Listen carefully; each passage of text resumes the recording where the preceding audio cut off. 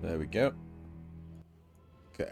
Audio seems fine enough. I can add that up a little bit. Turn this down. Can't hear a thing. There we go. Okay. We're back to Chapter 4.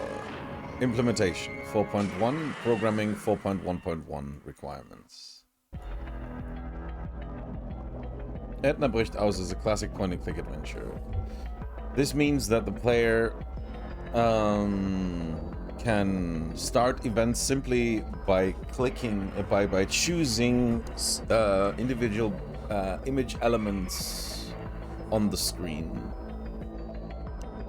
In that way, they are controlling an avatar, in this case the protagonist Edna, through a world consisting of individual screen-filling rooms, also known as scenes or screens.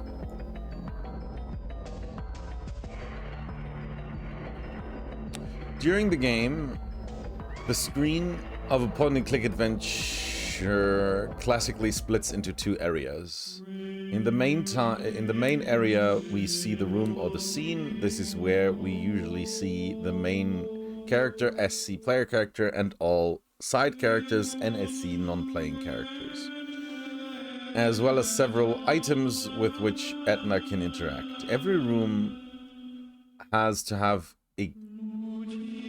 exactly one background image and one background soundtrack associated to it.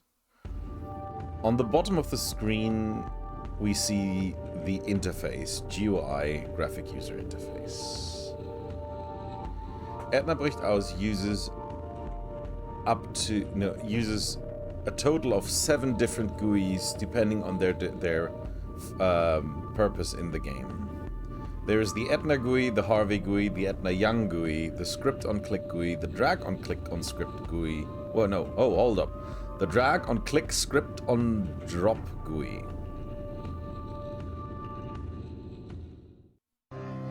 Okay. The Zen Garden GUI and the Start GUI.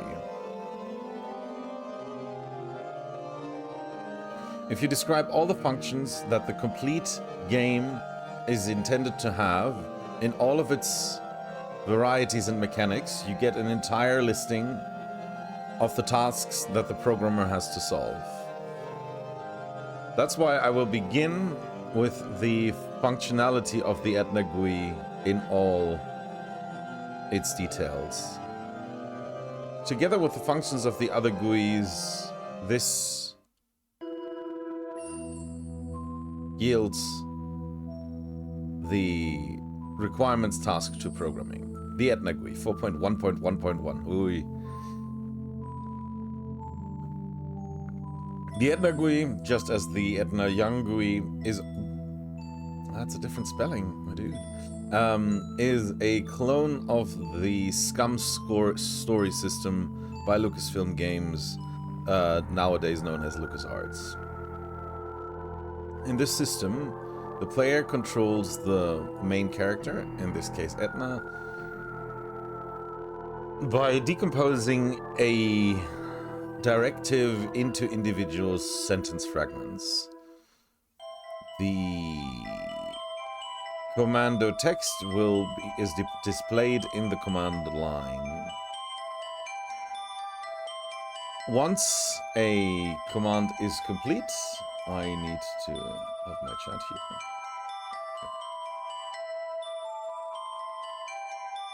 Once a command is complete, the program reacts by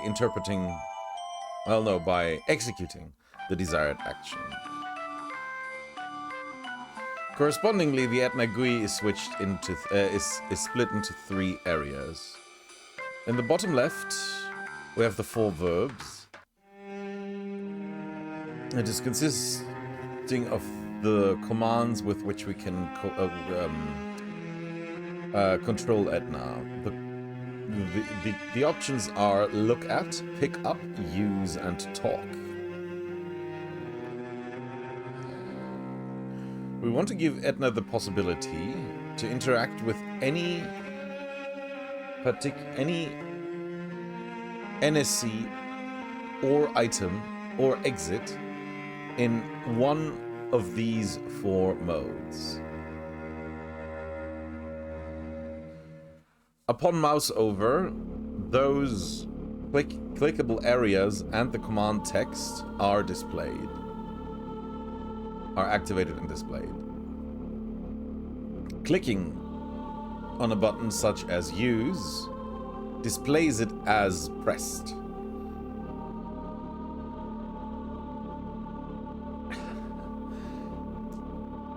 The text displayed in the command line is now resident, is now fixed, and remains even when the cursor leaves the command button. I love this angry look. It's been a while. There we go. The command line is the second area in the Etna GUI and is directly above the commands. It is a left-aligned line of text responsible for the output of combined command texts. Is that level of detail really required? The third level is the inventory. It is in the bottom right next to the command buttons. Below the inventory button, we find a 5x7 square big raster. In this area, we can deposit items that Etna collects during the game. The inventory opens on a left click onto the inventory button. Clicking on the, well, I'm guessing padlock symbol. Yep.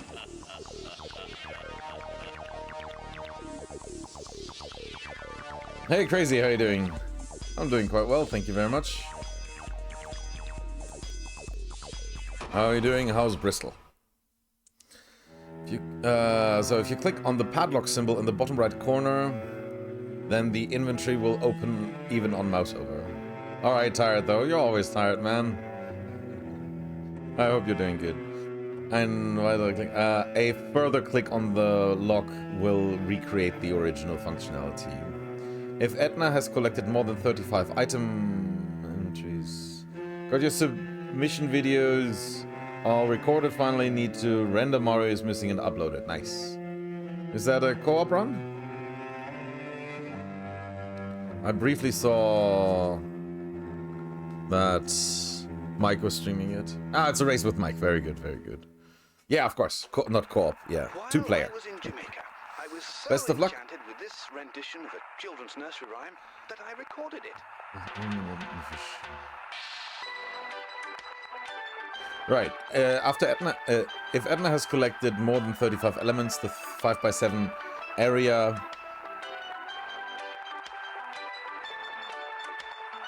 can be moved up and down with arrow keys. At the beginning of the game, Etna has no items, only her... God damn it, what was plush? Not plush. God.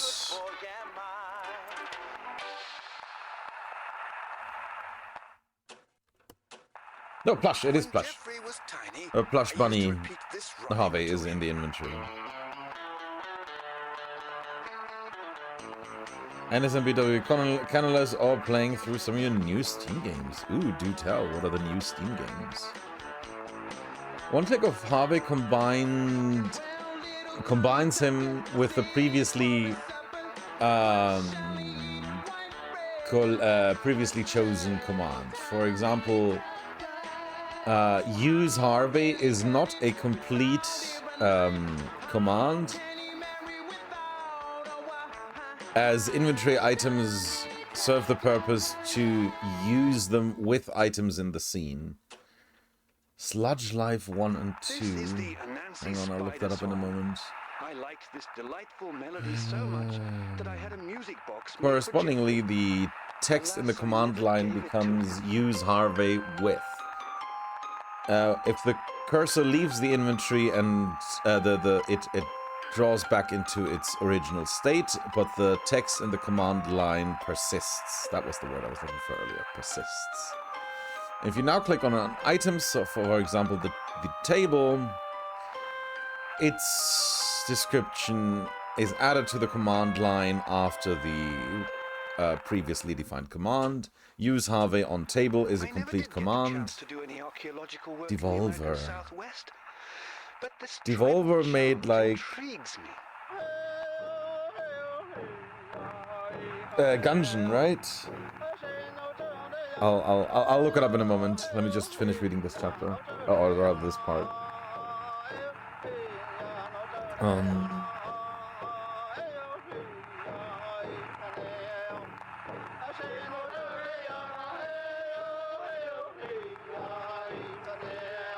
Right. So this command is associated with an action that is now executed. Using this method, you can look at every single item in the room. Hello, Crow. Come here.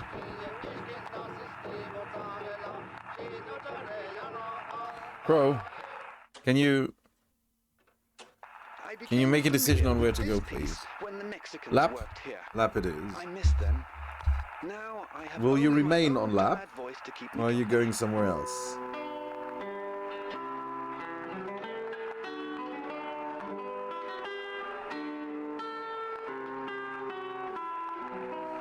Some of which Edna can pick up.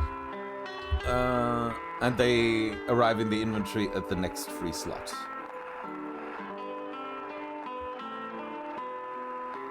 Edna can furthermore talk with objects, usually when it makes sense.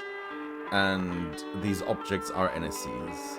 Items from the inventory can be used on any other items. Room items can be used without combination. For example, light switches make this important. Edna Bricht Aus contains more than 2,000 room objects. Over half of these are room interactions, each of which has different scripts for the direct usage of the commands. Hey, Ashnas. Look script, take script, use script, talk with script. Oh, ROI is region of interest, I'm assuming. Yeah. Oh, no, it's not. It's Raumobjektinteraktion. So, room object interaction. It's not region of interest. Okay. Furthermore, all room object interactions can be used with a majority of the total of 77 inventory items that Edna can pick up during the game. Without a clever data structure, it would not be possible to handle such a breadth of capturable events. So, sludge life. Oh, let me just... therefore, Edna Bricht Aus uses an HSQL database in which all items, parameters, and references to other objects are captured. The database and its structure is discussed in section 4.1.4. What is HSQL?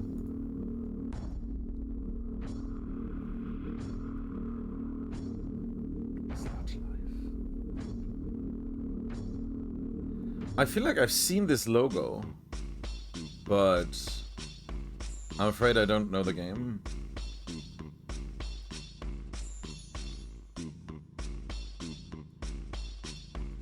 And what did Devolver do? Yeah, that's Devolver.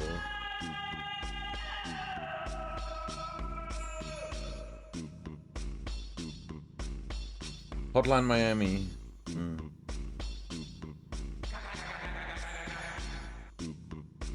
Can I just have a list of the games? No, no. Okay, thanks. Once a command has been completed, Edna walks up to the room object before executing the command. If nothing was chosen, the system interprets a click as walk to. So even in this case, Edna attempts to reach the clicked space. Oh, are we now coming to pathfinding?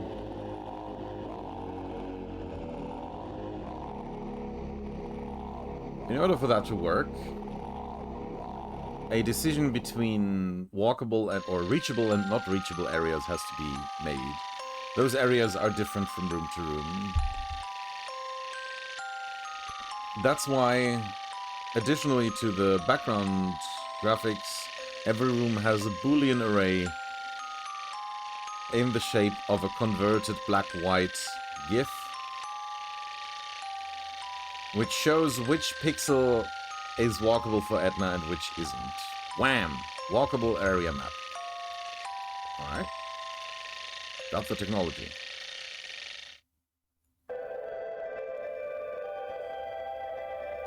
Since non-walkable areas can be in the middle of walkable areas, for example, if a table is blocking your path, Edna's movement has to follow an algorithm that finds one after another the best points to circumwalk that object.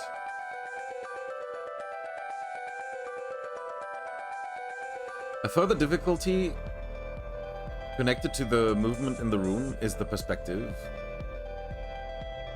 Yeah, absolutely, crazy. I'll do that.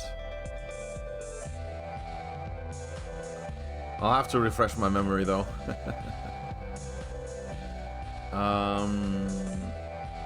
Every room has parameters which allow Edna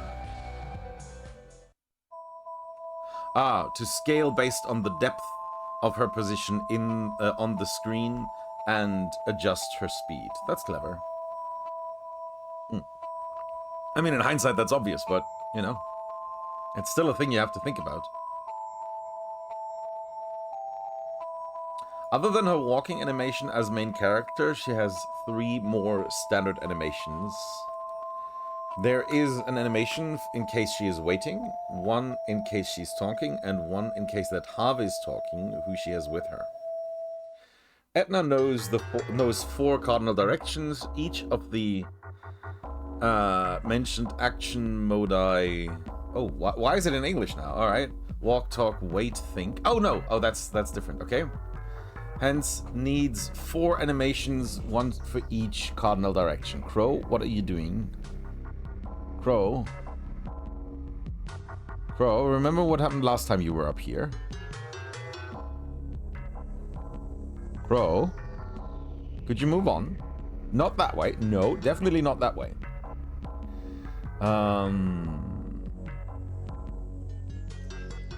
You're gonna just flap down there. Okay, sure. Okay, little belly flop. Okay. Does that mean I have to change the screen I'm reading on? I'll try without. Closer. Okay. Right. Furthermore, there's an unlimited number of additional animations that can be associated with the player sprite. For example, Action Mode 5 can let Edna grab an item. Have Poker Night at the Inventory 2026. Over here. Get some free TF2 items, I see. Closer. The additional interaction modes also have to know all cardinal directions. Once Edna obtained the command and has reached her target point, an arbitrary large list. I don't like your use of the word beliebig. Well, I guess that works. Did that work up here and I'm just reading that wrong? No, no. Here it says unbounded, unlimited. Here it says beliebig. Beliebig is correct. Right, so once Edna has received the command and reached her target,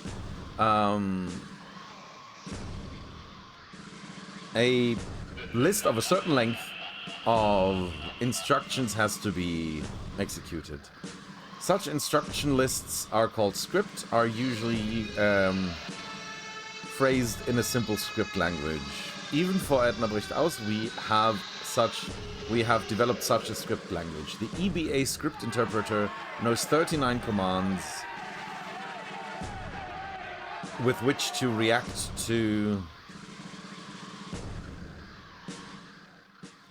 events in order to represent a self-moving execution of plot, and for keeping track of the script-controlled modified game states.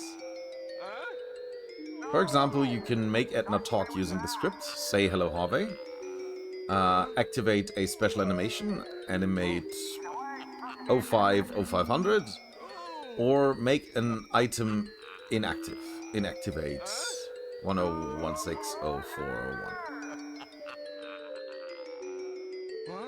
Even simple if requests are possible with the EBA script interpreter. A complete enumeration of the script commands as well as a detailed description of the implemented functions are in the appendix of the CD. Right, so this thesis was submitted together with a CD that had the game and I'm guessing additional other data. So we only have the thesis, we do not have the CD. I think. Unless there's supplementary information, we'll see that later. In section 4.2, the process of scripting is demonstrated according to an example.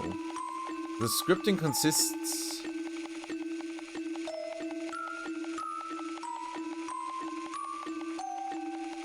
both in the enriching the database with the objects as well as in the writing of the script itself. Pressing the period key ends an animation or text event. So known reactions can be shortened. Hang on, is this known for speedrunners? Did you just drop a speedrun strat in the middle of your thesis on your own game? Hold on. Hold on. Hold on. That would be funny. That would just be funny. But I'm sure if there are speedrunners for that game out there, they would have known. Hang on. Edna Ave, the Breakout. Okay. Speedruns exist. They're all German. Of course. Right.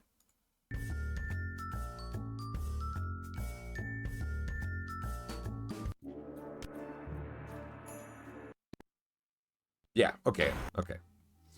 They must be mashing, period.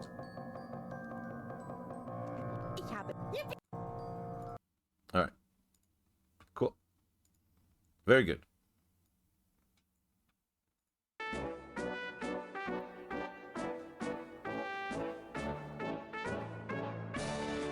If Edna enters a dialogue choice, the GUI components are removed and replaced by a list of possible dialogue options. CL choice list. How loud is that? Should be fine. Let me know if it's too loud. Here the player has up to 10 possible questions or answers in order to control the conversation. The dialogue screen's height is dynamically adjusted for the number of choices. If you mouse over a dialogue option, it is displayed in a different color. Left-clicking a choice deactivates the choice list, activates the GUI components, and starts a script.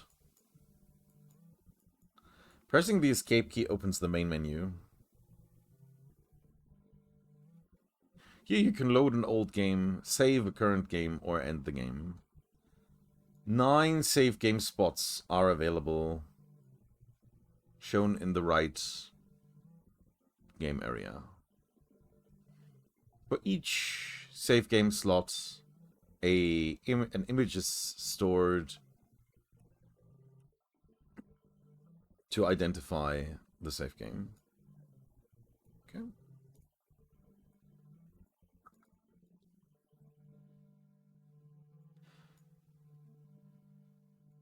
Clicking in this area makes 2 more buttons appear, OK and cancel, depending on whether you're loading or saving. Choosing OK will load or save, and cancel will abort the process.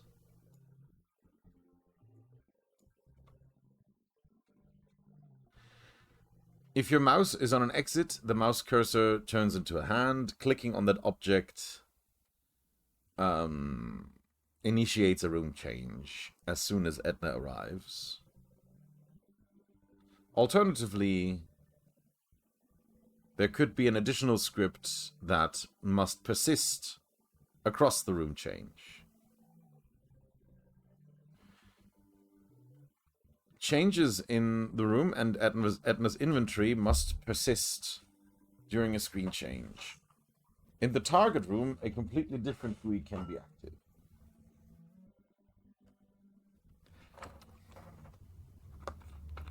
Some GUIs are very special.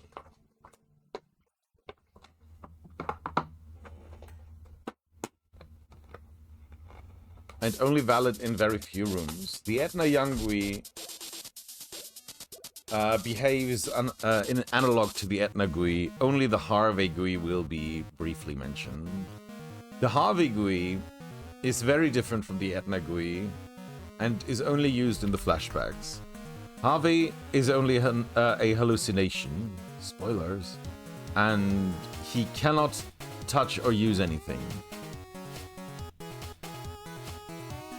Hence, he can be helpful for Edna by giving information for places that are not available to her. Those informations are added to a form of topics via drag and drop from objects in his topic bar. An area consisting of 14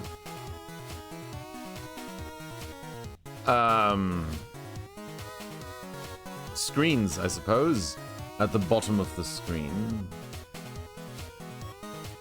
Oh. If he pulls a topic onto the young Edna, who is with her in the room, the script is executed. Harvey talks with Edna about what he has seen. Mit der rechten Maustast. Typo. Using the right mouse button,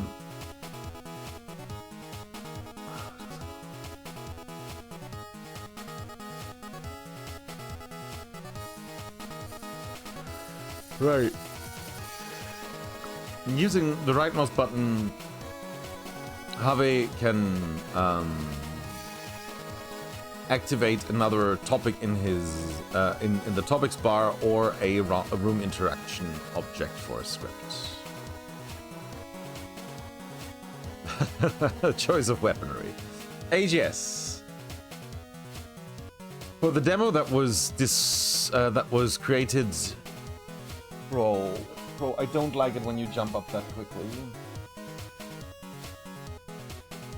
Let me make some space here.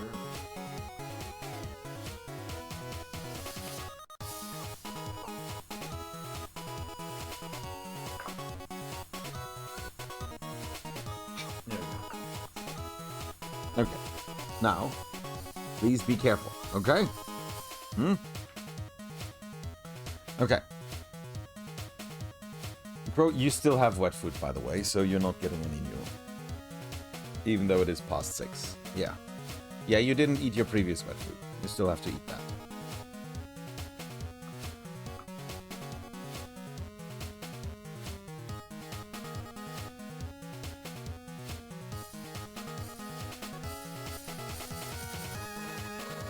Can you move?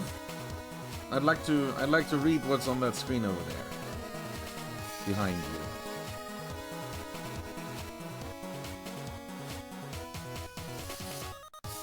Come on. Yeah.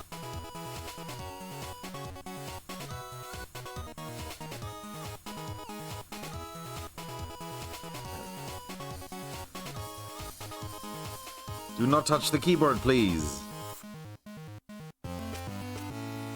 Right, so for the demo, which was completed as a as a university project in October 2005, we had a development kit known as AGS, Adventure Game Studio, which already offers a multitude of functions that are required to produce a classic adventure game. Sadly, the possibilities to redesign your own interface based on your own needs are very limited. Even the script engine of AGS does not consist of all the functions that we needed for a complete implementation of my story. The amount of data that Edna Bricht Aus currently has would not have been able to be handled in AGS. Java! It was my goal to construct Edna Bricht Aus under conditions that are viable for the market. This also means that no software, font, or class library could be used that would have required a license for its distribution. In order to not start from scratch, we had to find a class library that consisted over a free license.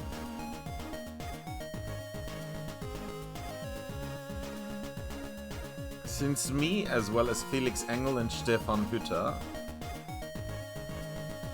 who were mainly tasked with the programming, had mainly been programming in Java this far, we were first looking for an open class library for computer games in Java. We found that in GTGE, the Golden Tee game engine by Golden Tee Studios, that allowed the usage of their software, well, not software, under mentioning in correspondence to a Creative Commons license. GTGE. GTGE offers a bundle of classes and methods for creating computer games in Java, including collision checks, animated sprites, timer controls, audio renders, game font manager, and the runtime engine.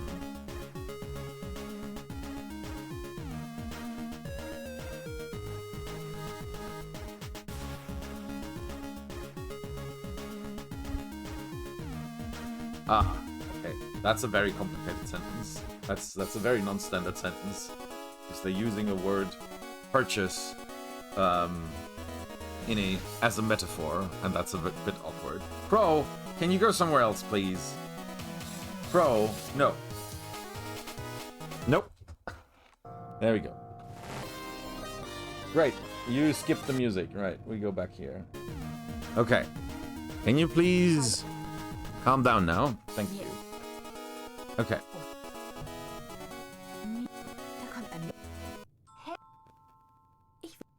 There's audio coming from somewhere.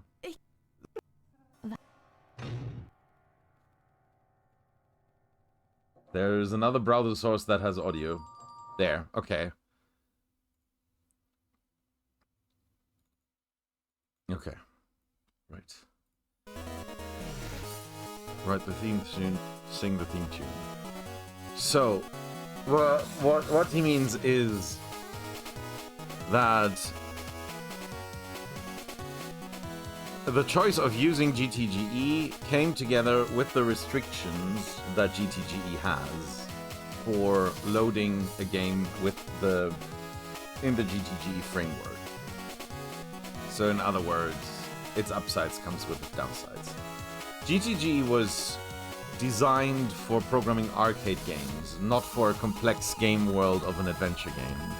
The classes and methods of the engine were focused mainly on collision requests and events for sprites. To make GTGE serviceable for our purposes, we had to make a series of changes and a large number of extensions. I wonder if they published those extensions.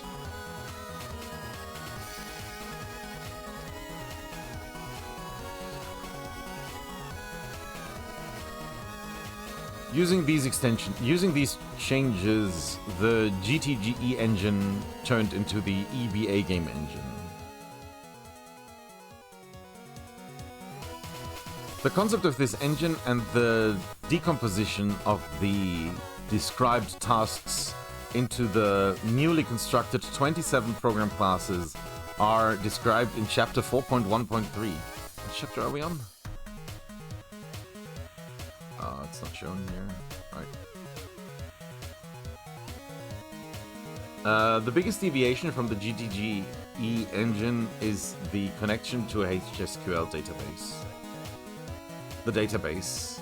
Even in the early stages of the conception, we understood that the amount of the extent of the game would reach limits that ruled out a hard integration of game elements in the programming code. Interesting.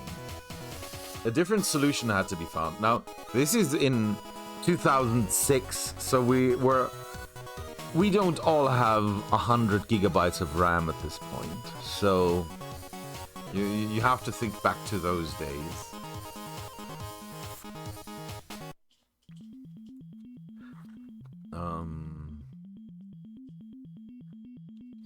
Furthermore, programming content were supposed to be completely separated,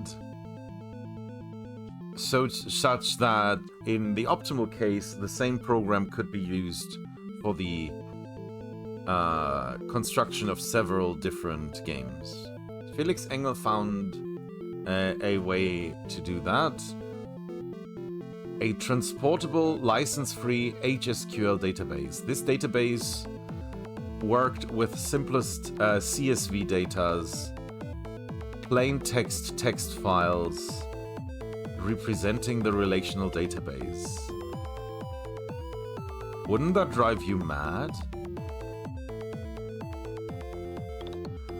2006 or no, this still sets off my engineering bullshit detector. Interesting. I mean, it all fits on a CD-ROM, doesn't it?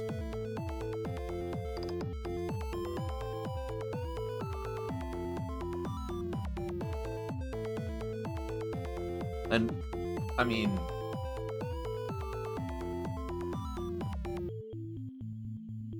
No, Crow, you don't get treats just because you ask for them. That's not how that works. Could you move on, please? Yeah, move on. Move on. There we go.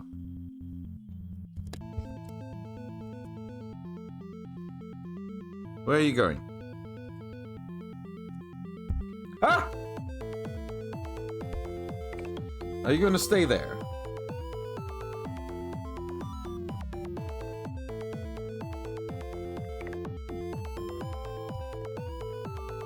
I suppose I'm not experienced enough with Java to fully assess that situation. It does sound weird, though. I will agree. Oops.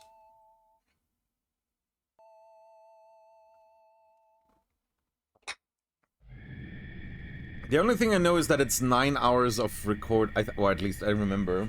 It's 9 hours of recorded audio.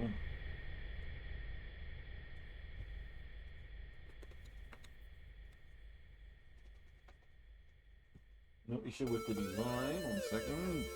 But the reasoning it has to be a database is just untrue. Yeah, that's what I meant.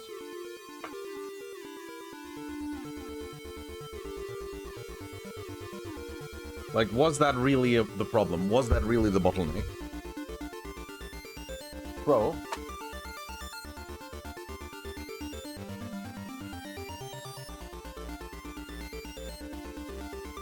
How many times do I have to move you over there? You do not sit there. Do you understand?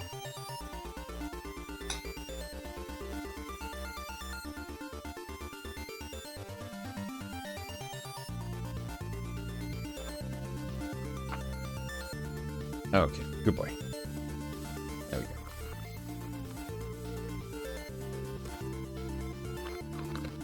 Great.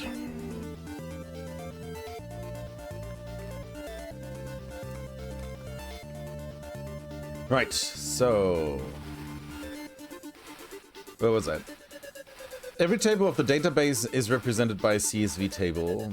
The content of the database can therefore be changed by addressing the individual CSV data files or by deleting entire rows. Together with the script engine, this database yields the scope of actions of the scripter. The game contents exist by or are constructed by filling the database. At its core is the table script, which has a short listing for representing the self-running actions. Script is a table that runs scripts. Could have phrased that more easily. Okay. These lists of commands are connected through unique identifiers with the objects that the event is supposed to trigger. Wow. Filling the database is the main task of the scripter that can clearly label itself as the dramaturgist of the video game. Therefore, later in the chapter, the details of the implementation of the database are described in detail and used in an example. Hey Lara, enjoy your lurk. How's the quiz going? How's the... oh well, no, you're lurking. Enjoy your lurk. Today I succeeded in writing some Python in such a tight loop it makes my audio skip in VLC.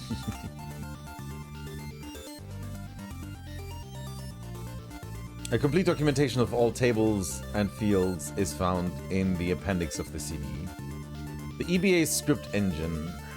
Now the question is this something that makes sense for me to read?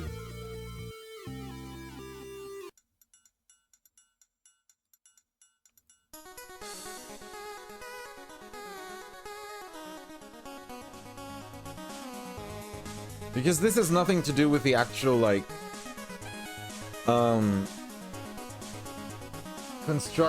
like with the actual game design choices, but rather with the backend implementation.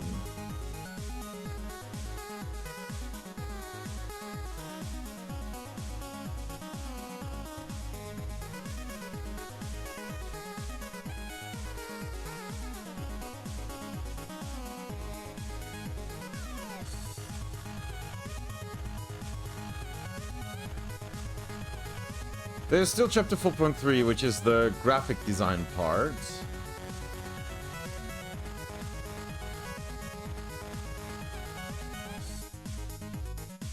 Right, I think I'll continue reading chapter 4.3 and everything after that. And if someone actually wants me to read the other part, then I will, but I have no direct intention. Right, 4.3, graphic design. Demands to the dramaturgics. The player in an adventure game is not forced to play the story in a specific order or a predetermined tempo. I can find counterexamples to both of these, but that's fine. Very often they can choose which characters in the game they're conversing with and which not. I'm enjoying the Shocks Reads Things content. Well, I'm uploading them all to YouTube just in case.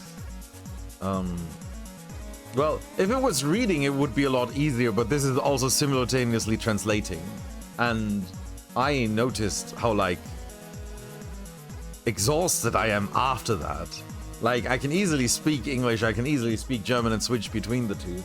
But live reading in German and translating into English is non-trivial. Let's put it like that.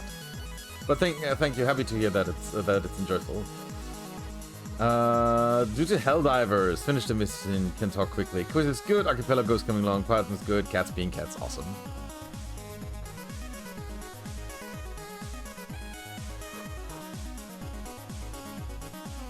All right.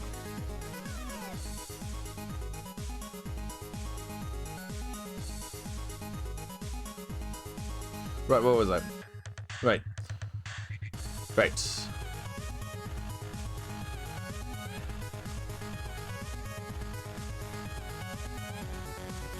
Huh? Often they can choose whether or not to talk with the characters in the game. When they decide against, the game only persists of the short monologues of the playing character. The story, with all its pressure and conflicts, must now be told through the visual, through the picture. Okay, I guess the whole point is let's focus on the visuals for this chapter. Here, the tension and... That's not how you spell atmosphere, is it?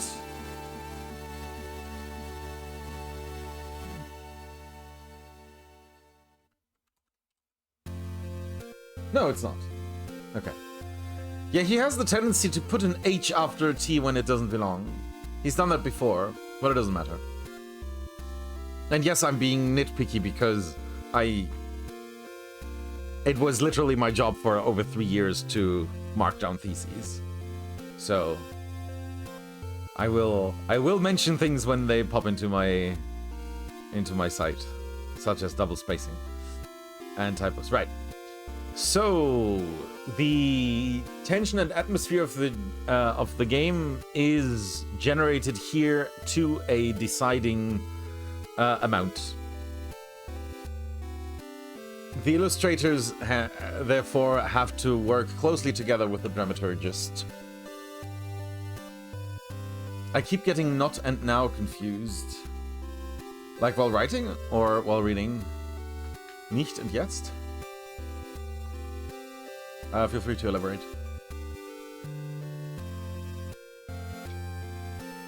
Oh, you mean like specific writing issues you've noticed with yourself? Oh, I have ones myself as well. I have huge troubles with capitalization. Because I'm German, I capitalize so many words that shouldn't be, and only catch that on the second reading.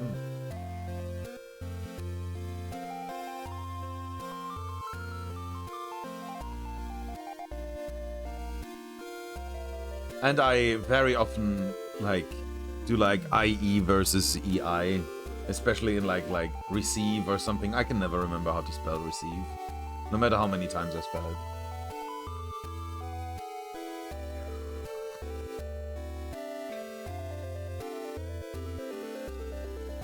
My English teacher used to say I was German because I would randomly capitalize things. Nice. And what did your econ teacher say?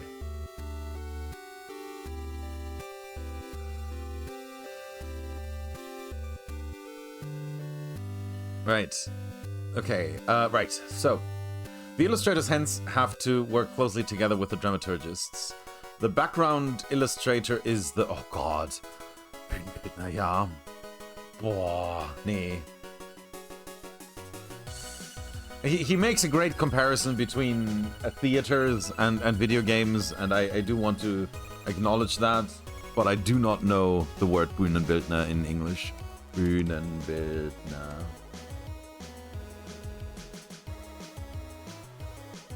Oh yeah, of course. Production designer, scene designer, set designer. Something about seizing the means of production. I was going for a different meaning of capitalize, but... Right, so the background illustrators are the set designers and the animator is the actor.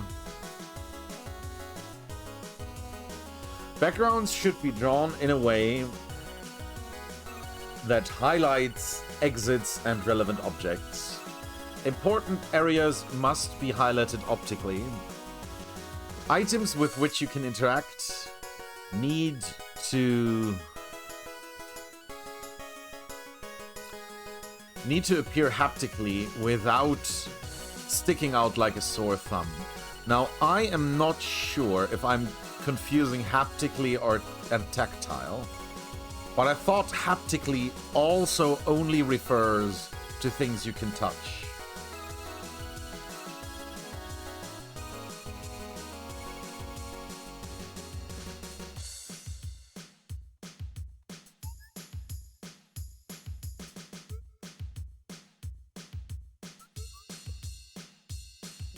Let me check that. Whoa, whoa, whoa, what happened here? Crawl. What are we doing?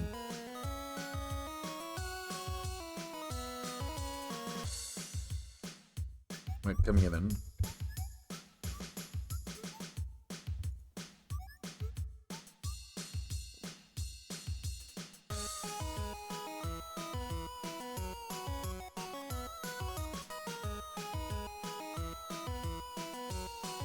Yeah, any form of interaction involving touch. Yeah. Let me just check that it doesn't have a different meaning in German, because I've made that mistake before, where I... What was it?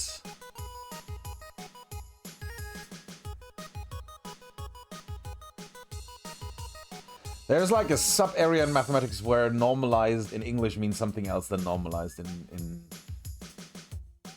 Berührung. No, that's not helpful. In German. Okay. Haptisch. Haptik.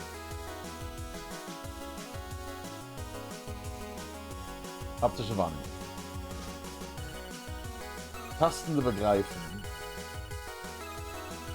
Im Unterschied zur passiven taktilen Wahrnehmung.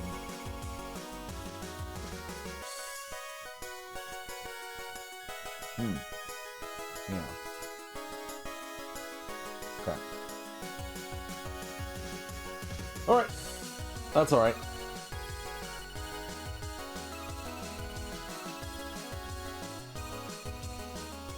Where was I?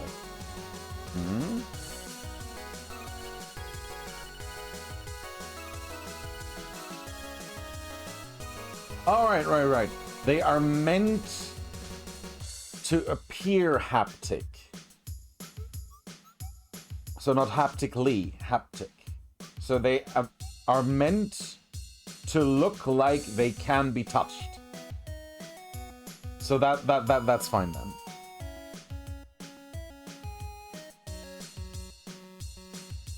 Furthermore, the individual images in a play area need to coalesce in a homogeneous mood. It is very important in this case is the game direction. A couple of examples. The game starts in Edna's isolation cell. This place is specifically tight and oppressively drawn. The perspective shrinks together over Edna's head as if you were looking into a fisheye objective.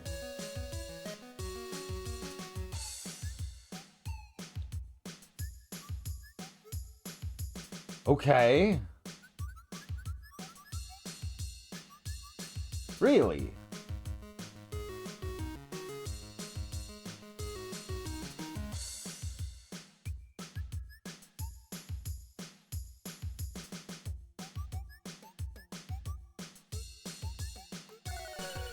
Hold up, we will double check that.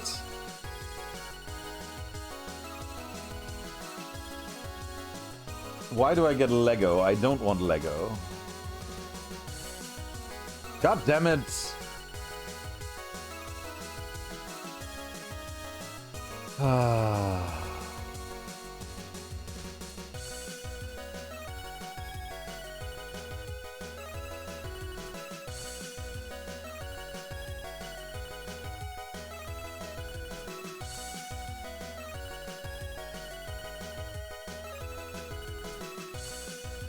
Really? I don't see it. Ooh.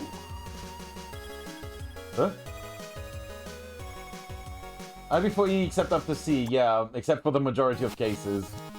Yeah, exactly. You can delete your own messages, what a momentous day. Right, so it specifically says that it's... oops. Hang on. Can I... There we go. That it's meant to mirror the trash compactor scene from Star Wars.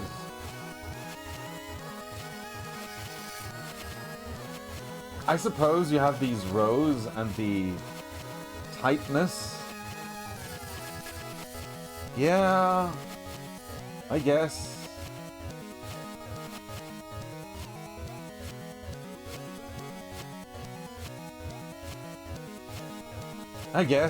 Fair enough. Right, so the screen is specifically... You think the idea for Deponia also came from the trash compactor scene? That's a very good question. The entire series of Deponia is based on one scene from a different trilogy. I don't know. Anyway, welcome in, Saloa. Maybe all of Daedalic's ideas are based on that, including Gollum.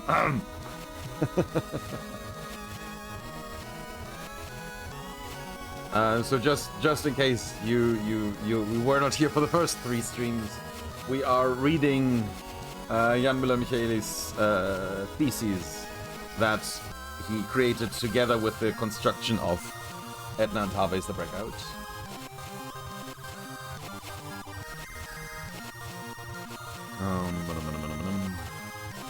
Right, so the displayed screen is meant to remind you of the trash compactor scene in Star Wars,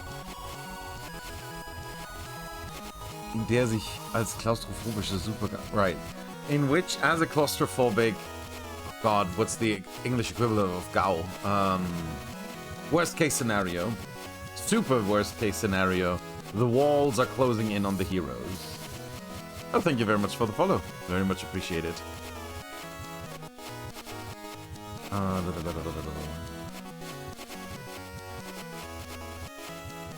Therefore, the game's direction is clear. Edna has to get out of here.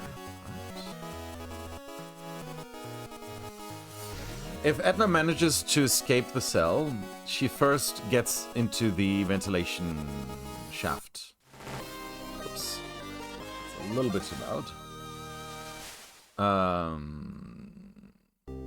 If she reaches the end of that, she reaches a grid that blocks her path. The golden light shining in and the far mountains and the low-lying horizon as a contrast to the dark, miefige Atmosphäre, smelly atmosphere of the ventilation shaft give her next direction. She has to get out to the fresh air. If Edna manages to reach the roof, she can take a fresh breath of air for the first time and get a full orientation of the place. Looking down gives her an overview over the coming point-and-click Liebe, over the coming path. Oh, Microscope AI came a long way today. It might be able to beat Stauf in the current run. Oh, it wasn't even able to beat Stauf yet? Oh, man. Okay. Would you like to give that a go? We can squeeze that in between the end of the Thesis and the church window. What is your favorite point and click, Siloa?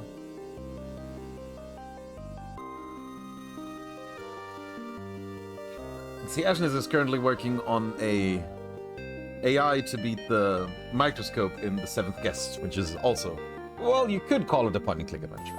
It's more of a horror puzzle game, but, you know. Day of the Tentacle, awesome choice. Very good.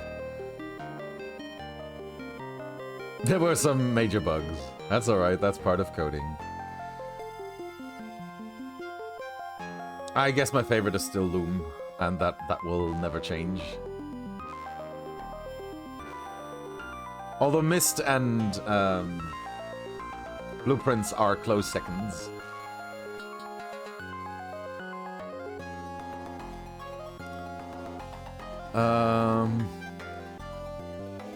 Yeah, I still need a Loom tattoo.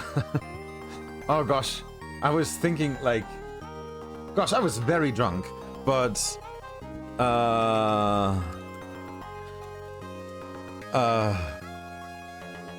You know the ask me about Loom button from... Alright, right. Not this ask me about Loom button that Cobb has on here. Having that as a chest tattoo here would be hilarious. But of course, when I came to my senses, I thought, okay, yes, it would be hilarious, but I'm not gonna do it. But I was considering getting a Loom-related tattoo. It would more be a Monkey Island-related tattoo, to be honest. Because I already have a Mist and a Blueprints tattoo. Needed more beer. I did not have a single drop of beer that night because we were solely consisting of white wine and whiskey. Still need more beer. Oh, I can throw you a very experimental... yeah, it was a Keeley. And it was a big dinner gala. A very experimental... Well, there was beer served in the room and everything. I just didn't have any. A very experimental wheel to play the little self-contained GUI, which will probably work. The 7th Guest harness, probably not. Okay, yeah, sure. Send it over. Oh, I think there's even... Hang on. I wonder if you can see me on the LinkedIn one.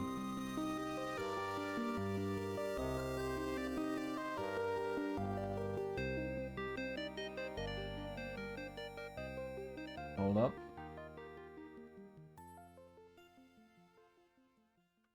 Where is the CMake? There we go. Yeah, there. Hold. Alright, I'm now actually sharing a LinkedIn post. There we go. Spot me in the crowd.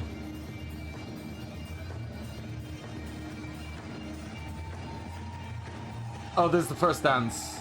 So I'm probably right at the end here at this point. Beautiful venue. Yes, Kelvin Grove Art Museum is fantastic.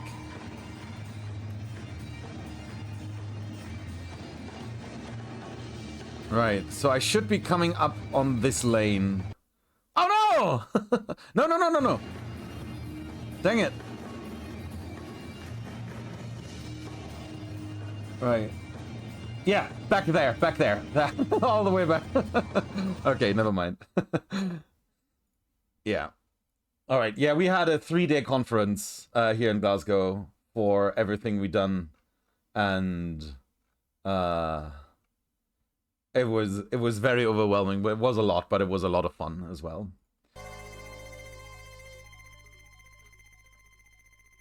And yeah, that was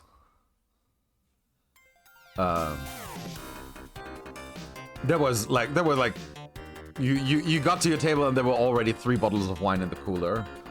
So we started with that.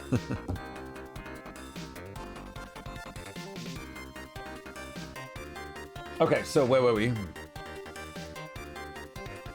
Right. Yeah. The...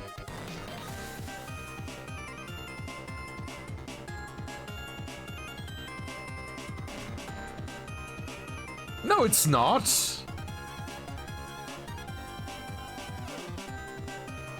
Is it? Alright, so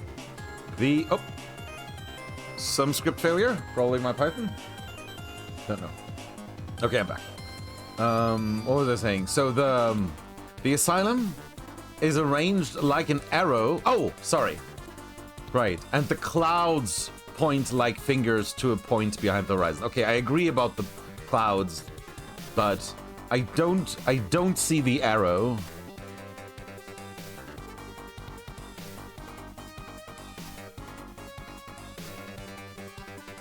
I know what you mean, but I'm not vibing with that description. I mean, they could have made it more obvious, but then it would actually lead to it looking too much like an arrow. But that's what they did with Traumschiff Periode 1 ship. Images. Can we see that?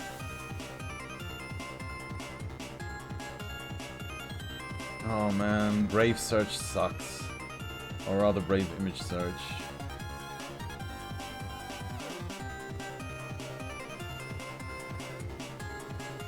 No, no, no. Get me to Google Images. Don't show me images from Brave.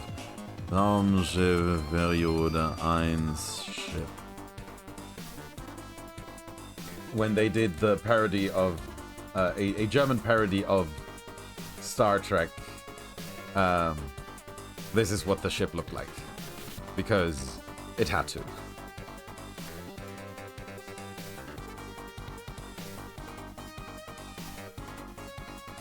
Right. And that's a real arrow. Right. Okay, wait, right. In that manner, Edna is pushed further forwards. The background represents her desire for freedom. The animator also has an important task. He's characterizing the characters. Oh shit. Yeah, the people in the game. Jesus.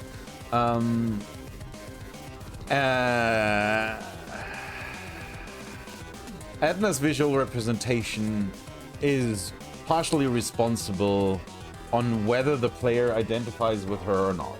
Yeah. Edna looks a little unhealthy. Yeah, that's true. A little confused and clumsy, but determined. That's true. She's only wearing a white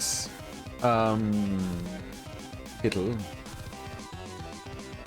robe, which makes her vulnerable. And carrying her around her plushie makes her lovable. All those are attributes that should encourage the player to help her. I wonder if there's the opposite of that somewhere. Like a... I mean, it clearly wouldn't work, right? But a point and click where you're playing someone who you're actively supposed to despise. I mean, 11th hour, kind of. But... you only see him in cutscenes. You don't... Shivers. I don't know. Ewan there is not the guy who's responsible for everything. It's Beth and Merrick really who are the problem in that situation. I guess. Right. So her facial expression is chosen to fit on as many emotions of the game as possible. Actors will speak of a neutral face. There are several studies. Oh, hang on. This effect has a name. There's this guy, and he looks either at food, at a gun, or at something rotten, and it's the same picture, but you can ascribe different characteristics to it. Annoying teenage affair. There are several studies in which an audience was shown this same movie of a neutral actor, and based on the background music or other cut-in scenes, the viewers swore that the same face was once happy, once sad, once angry, or once shocked. Since that would have been technically very challenging... No. Since it would have been technically very challenging to add a nasal facial expression for Edna based on all of her action modes, it was chosen to have for her to go to such a neutral face. Okay. What is the name of that effect? Oh gosh.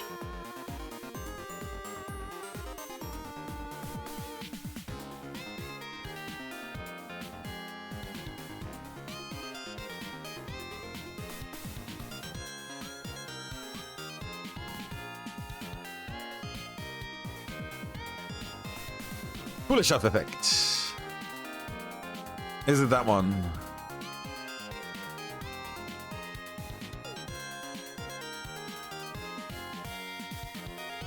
I remember a very, very specific image together with the Kuleshov effect.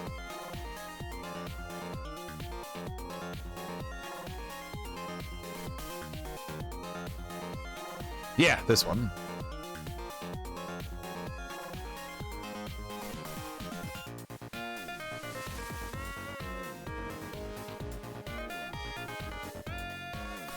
Right, it's... Right. This is the expression I had in my mind, so he can express, like, lust, hunger, sadness, but it's the same picture every time. I wonder why I didn't, like, quote that directly. Requirements for programming.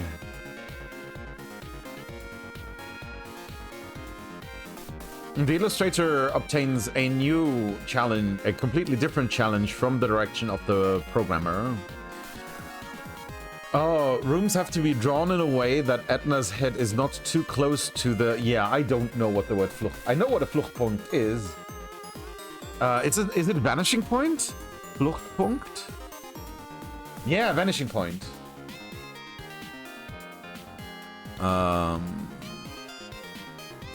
So...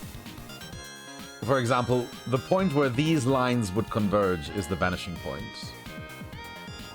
So there's a point here in the center called the vanishing point. Right.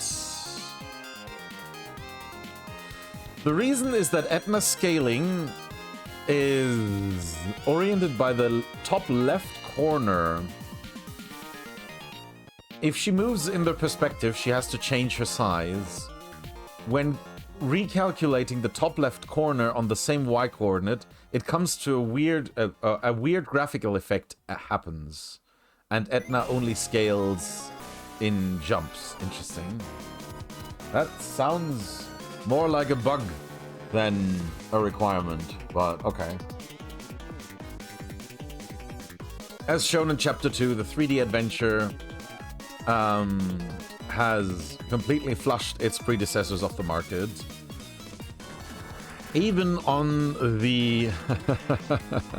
Oh, this is funny. How they thought it would revolutionize everything.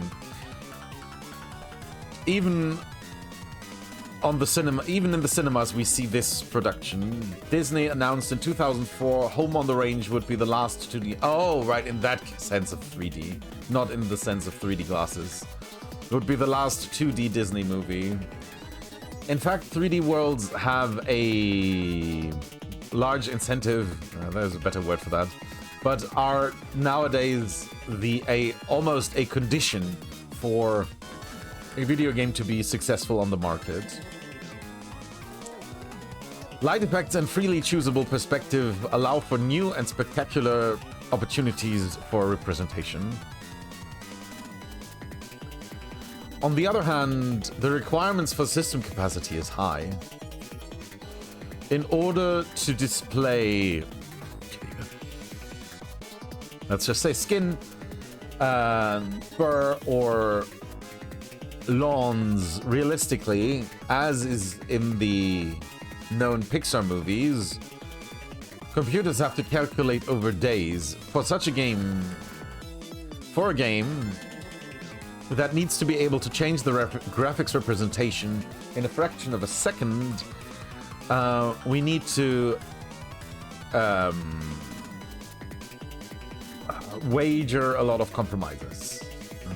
I don't like the word wager there, but you know what I mean.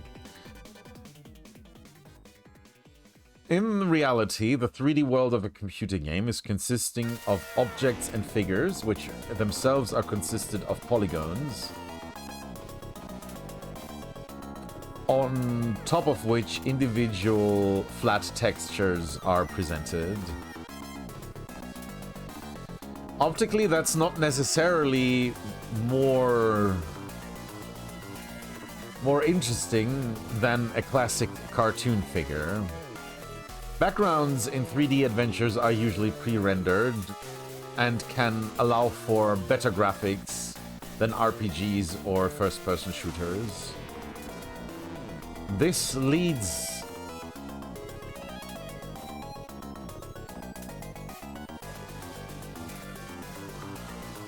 this, however, leads to figures and, well, characters and usable objects not fully integrating into the background.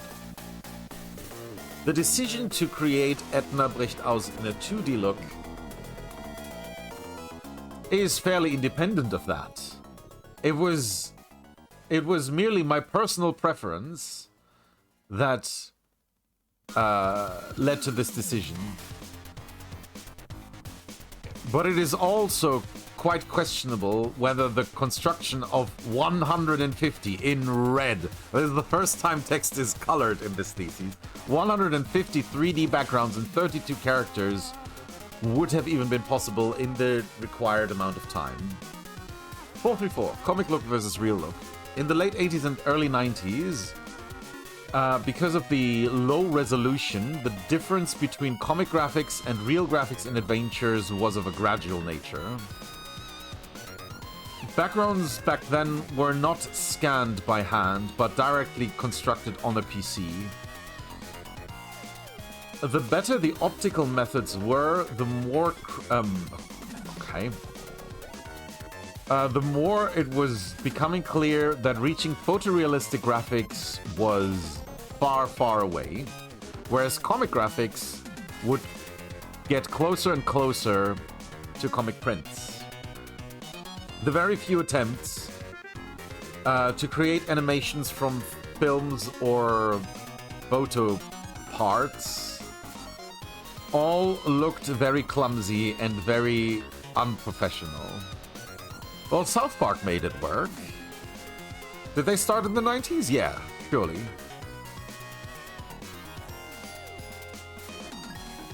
But I suppose that's an entirely new invention of visual style. The best known working version was... Toonstruck in 1996, in which Christopher Lloyd, known as Doc Brown from Back to the Future, plays a comic author who is transported into its own comic world. Edna bricht aus is drawn in a comic look. The discrepancy between the seemingly harmless cartoon figures and the brutal ending is indeed intended. There was never a plan to have Edna bricht aus not as an optically interactive comic. Surely it would be interesting, given today's possibilities, to start an attempt in that direction. 435, the GUI.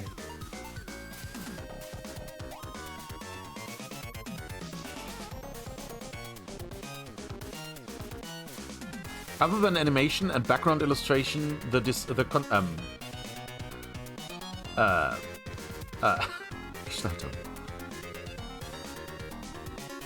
lord. Construction? No. Gestaltung. Shape? Gestaltung. Shaping? Design. Yeah. The design of the GUI is the third challenge of the layout department. The interface is visible for most of the game and therefore influences the look and feel of the entire game. The first decision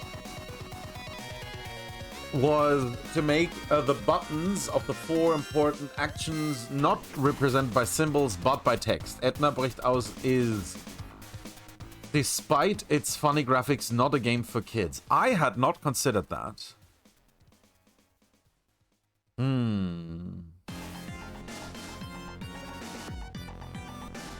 Therefore, black half-transparents bring a little bit of seriousness into the game. Whoa, okay.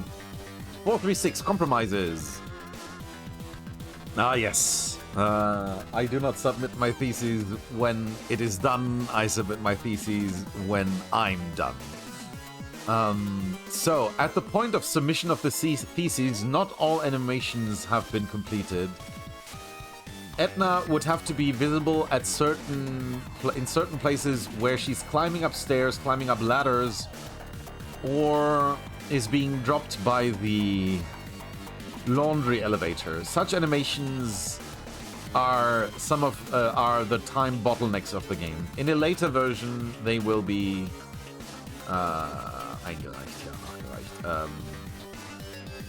handed over to the judges. Chapter 5. Where does the game end? If we follow Epson Arseth's view, then the following, then the adjoining computer program is not a game. It is top down.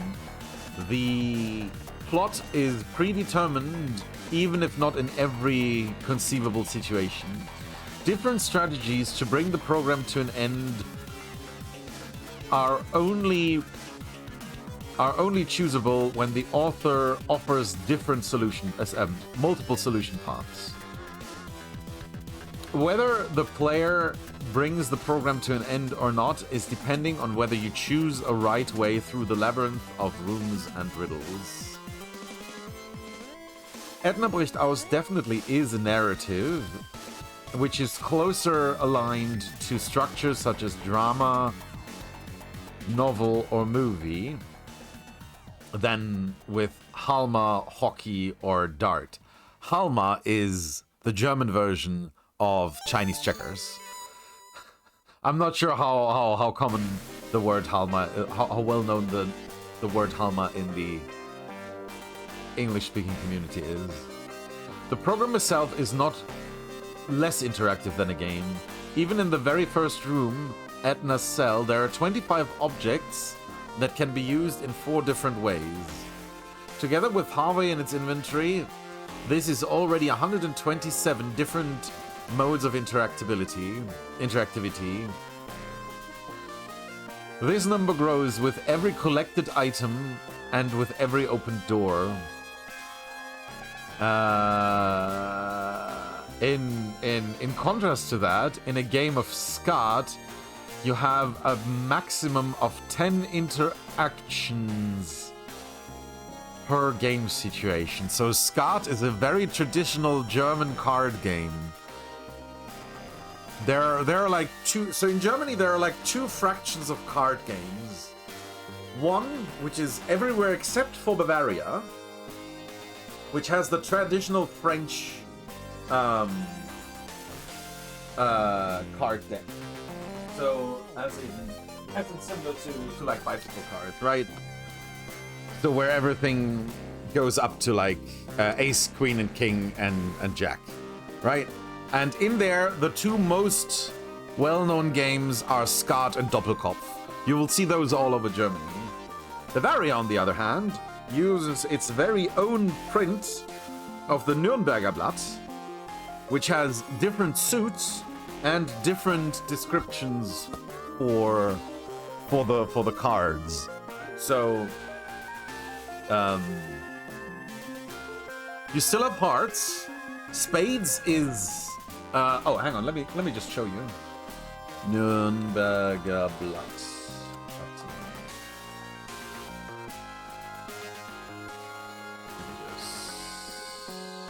Yeah.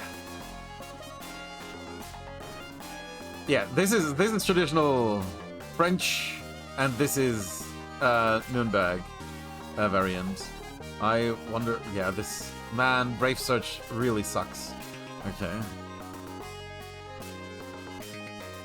Images.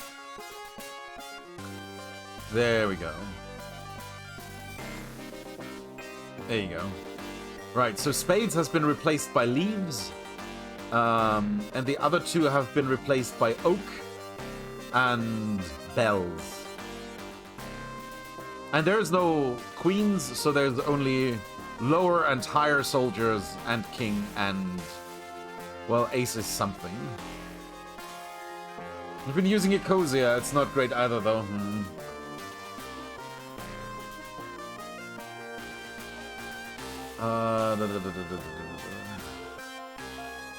So yeah, everyone in Bavaria only knows, like, the Bavarian cards. Well, they usually know the other cards as well, but outside of Bavaria, you usually have the regular French card game. And usually they are sold with the word Skat written on top of it, meaning that it's a 52 card... No. How many cards is it? It might be 52, I'm not sure. And the other one is Doppelkopf, which requires actually 104 cards, I think. Right, anyway, I still think that's a weird comparison, but fair enough. So you cannot say that Skat offers more liberty for the players. A random component, the mixing... Oh my god, I've seen something wonderful today. Oh, someone posted, my best run yet was thwarted by RNG, and they spelled RNG like this. And I thought, fuck. That's amazing. That is someone who has only ever heard RNG and has never seen it spelled out. Is it better or worse than RNG? I mean... With the lowercase n, it's still correct. RNG is just plain wrong. But it's really funny. I really liked it. People in the comments were not nice about it.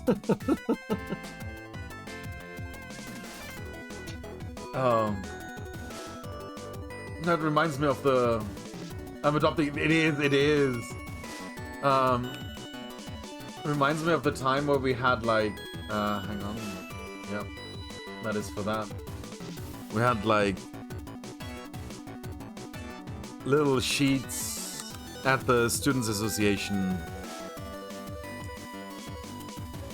that had like this and then password something,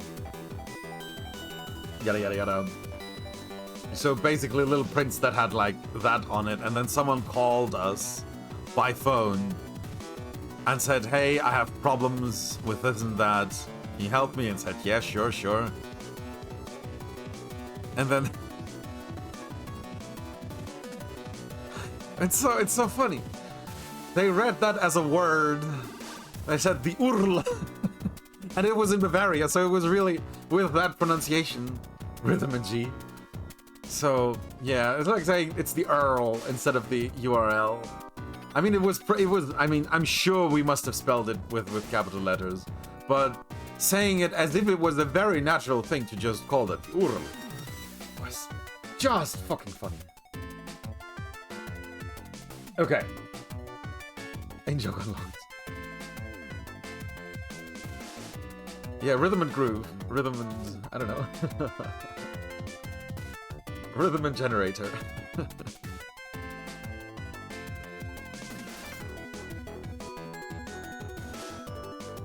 Okay. So mixing of the cards adds a chaotic element that is not plannable by the author. Once the cards are distributed, there is an unfathomable large but finite number of possible games that can be played, which are modulated by the decisions of the players. In adventure games, in a certain sense, the author shuffles the cards.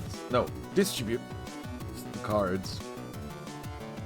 He builds the playing field in a way to allow for... Ooh, my friend, that needs to be a lowercase s. The most possible exciting game for the players, and programs it in a way that allows for all reactions of all counter players for your own hand. Gosh, you should have stopped at metaphor. We're now entering allegory, and it's not gonna work anymore. If a game of Scott was programmed with a fixed distribution of cards, in the first round, one would have to differentiate between 10 different cases. In the second round, for each of these 10 cases, another 9, and so on. If you view this game as a branched narration, the lowest area of this tree diagram would have 3,628,800 cases. Even if the player only has 1 of 10 cards left on their hand, and therefore has no longer has a choice on which card to send. Do you want to upload it to my Dropbox? Or do you want to upload it to... hang on. The limit for emails is 20 megabytes, isn't it?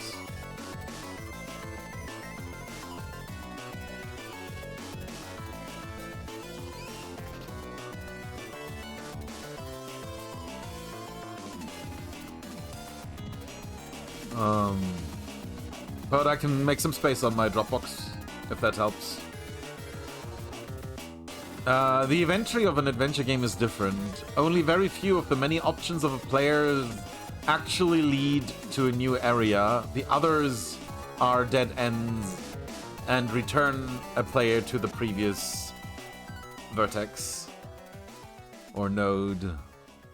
The following nodes in the progressing game can con and diverge or lead to very similar play situations. Furthermore, the game, the player has to attempt to reach the bottom of the tree structure on his direct path in Edna Bricht Aus. He will have crossed several thousands of layers.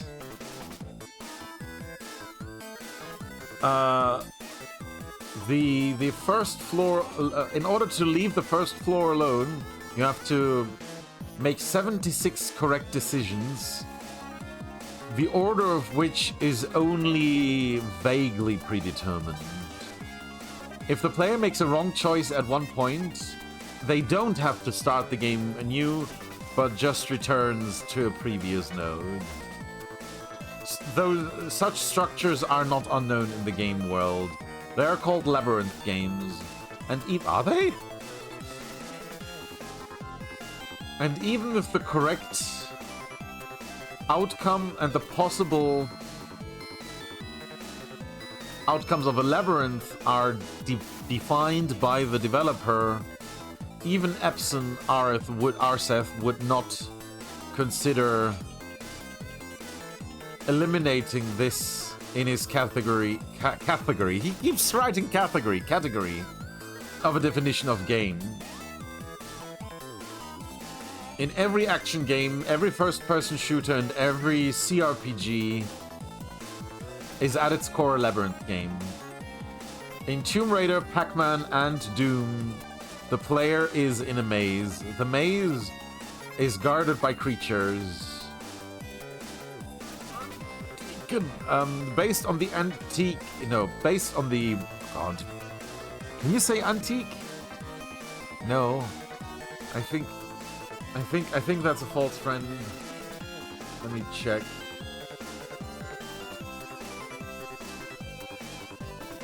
Ancient times, yeah.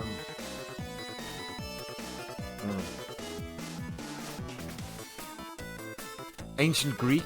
Ancient Greece? Where were we? Where are we? Yeah. In the ancient Greek's predecessor, this was the Minotaur. In Pac-Man, it's the ghost. In Edna Brecht Aus, it's the guards of the asylum.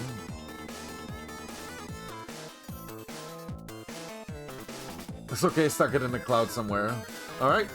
Then feel free to send me a link to that. Oh, I see a message.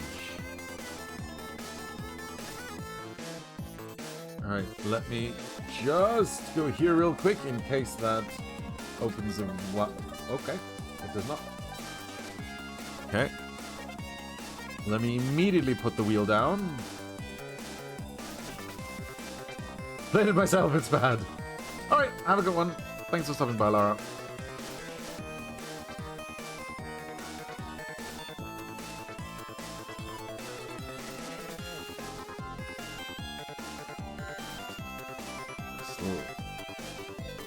Slightly younger. But it's learning. Okay. So, what files do I need?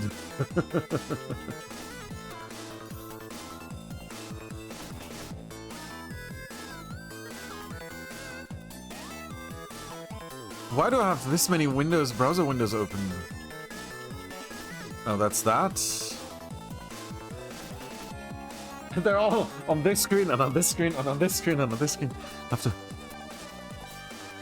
No. Is it on Firefox? No. Where's the thing that I downloaded? Oh, here. La la la la la.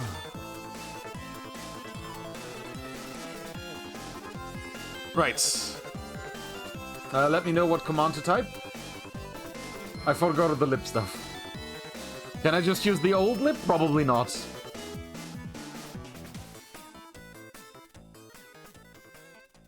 I changed the loading for an unrelated reason, so it might work. Just force reinstall the wheel and we'll try. We got a new lip now. New lip in town. Alright. Then I'll wait for that. Even the typical obstacle of the closed door is found in Tomb Raider and Doom.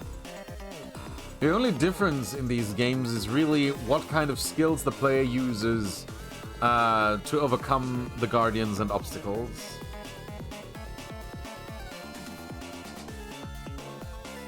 I'm sure these are still small enough you can send them on Discord, right?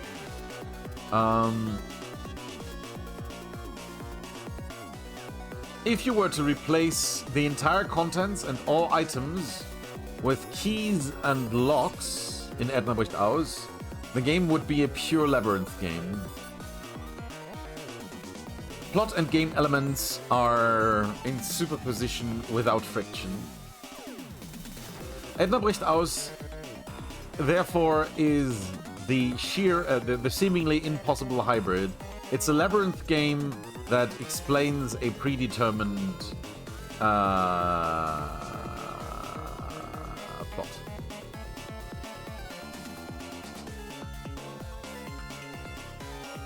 A better narrative medium. With Edna Brecht Aus, I was able to demonstrate an interactive fiction in a computer game.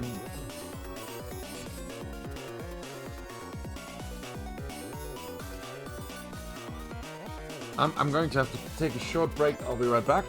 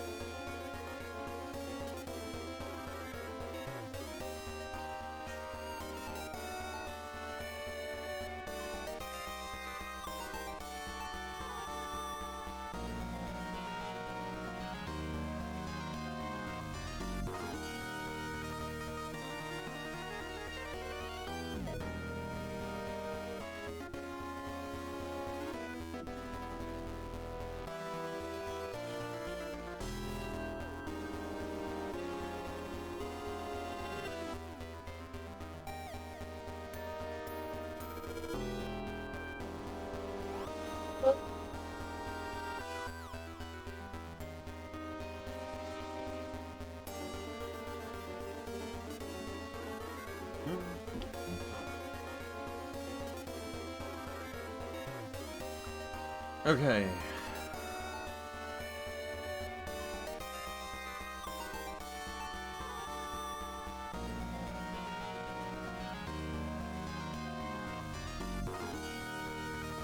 Okay, let me really quickly attempt to launch this.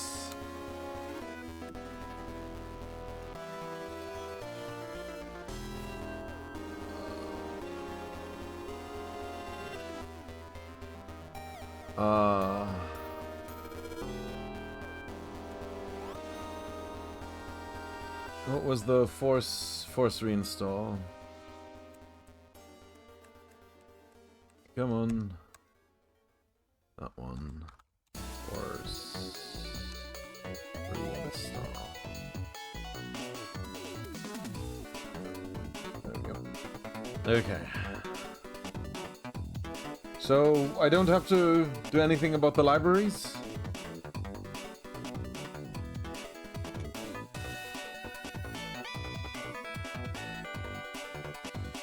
Okay. Alright, where was I?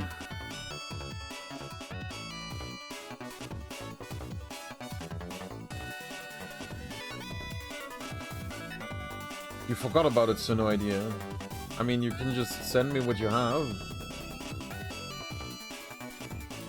Oh, the base script should work. Anyway, okay, got it.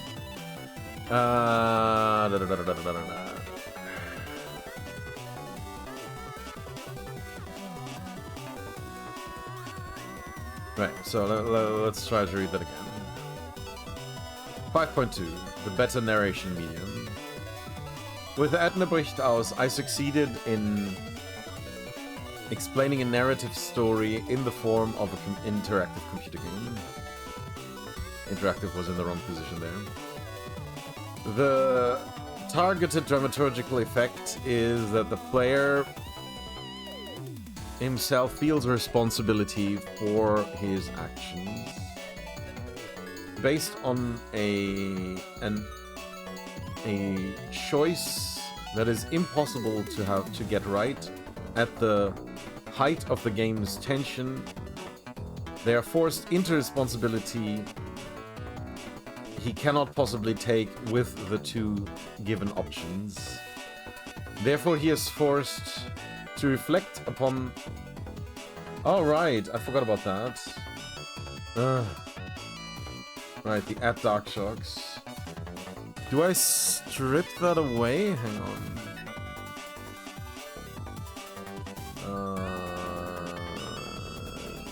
Shocks Twitch box.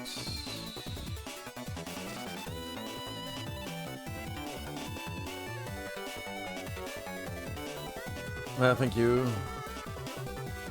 Dang it, now I don't see the message. Slash user. Because Darkshocks is less than 11 symbols. Okay, and then cheap. Okay.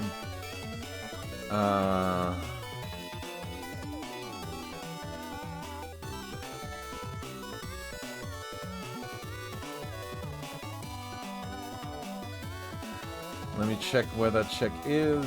Message trunk start. Okay, message stripped. Message. Remove quotation marks. Remove spaces.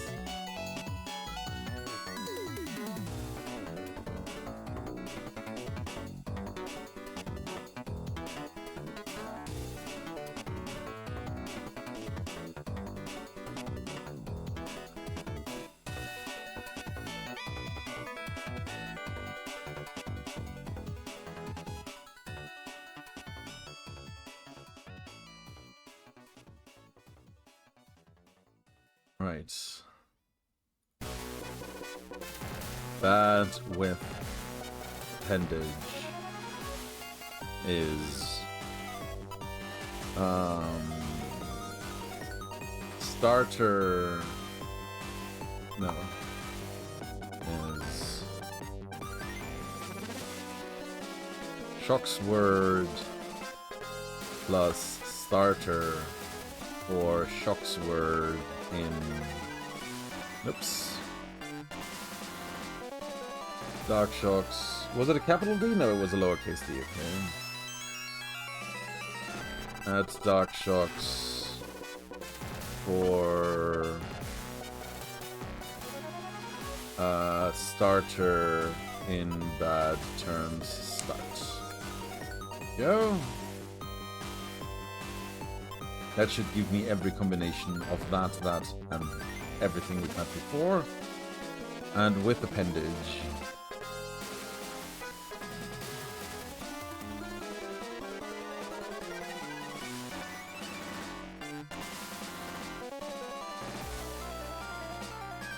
And no, I'm not going to combine these three cases. How dare you even ask? Okay, right. So that is ready. We'll run that after we're done with the theses as a treat. Okay.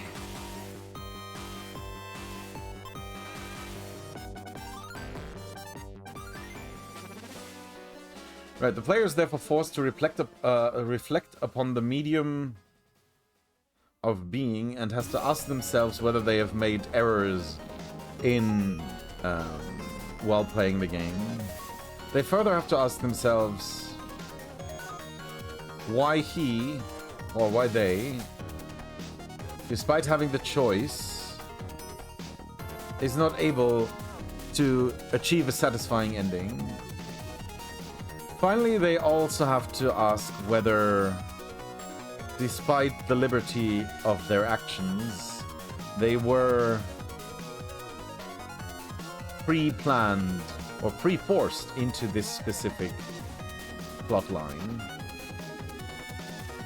The entire illusion of interactivity is crumbling down like a house of cards. The player has made every decision in their game actively. They were fiendishly happy when they succeeded in tricking the guards and breaking the locks. The deeper they delved into the plot, the more they forgot that this was pre-planned by the authors. Not at any point did the player consider to just leave Edna in her cell. At the end of the story, the cursor is hovering over two options. Now the player can make a real decision and ask themselves whether they ever wanted that.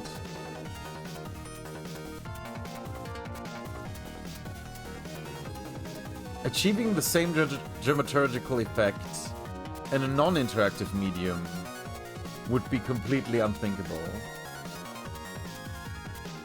The game, the target of using the interactivity of the medium for a proper telling of the story is therefore reached. On the other hand, the required effort for achieving this goal was a lot higher than through other media. Both the novel and the script author can reach their goal in case of doubt with pen and paper to write down their story. But the tasks of a computer game author is non-linear. Their dialogues are found in the scripts that are enacted and used by a player and modified. If the actor wishes to apply the reactions dynamically based on the game situation, the effort required increases almost exponentially with every new factor that they incorporate into the story. That was a very vague translation, but I think you get what I mean. In order to not lose track of all the different possibilities, you need a very high measure of concentration, technical skill, and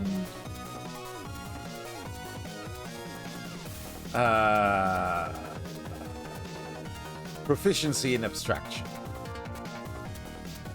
A two-dimensional representation of the possible states of the object is not even possible anymore. Is no longer possible. Finally, it is determined that the formulation in the script language is the easiest and most reduced and most easily overviewed representation.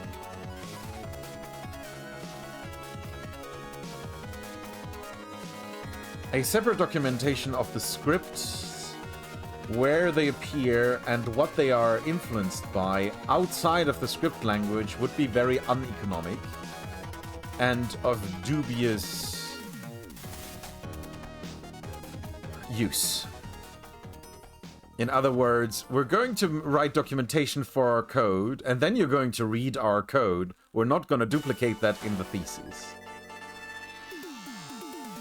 This high measure of complexity means that the computer game author cannot work to any degree of detail. Not of detail, but of precision. Very often, dialogue lines have to be written that can be applied to several different situations. The same holds for animations. Dialogue lines that apply to previously held dialogues can only be used in a limited way. The effort of checking at each conversation which other conversation lines have already happened, or the other way around, keeping track of all upcoming conversations at the end of one conversation in order to modify the game world would lead to chaotic results. The computer game author, 5.3. The fact that computer game plots directly are constructed while scripting cannot be avoided. Pre-written texts made by that are handed from a non-programming author to a scripter must be adjusted by the script during scripting. It is impossible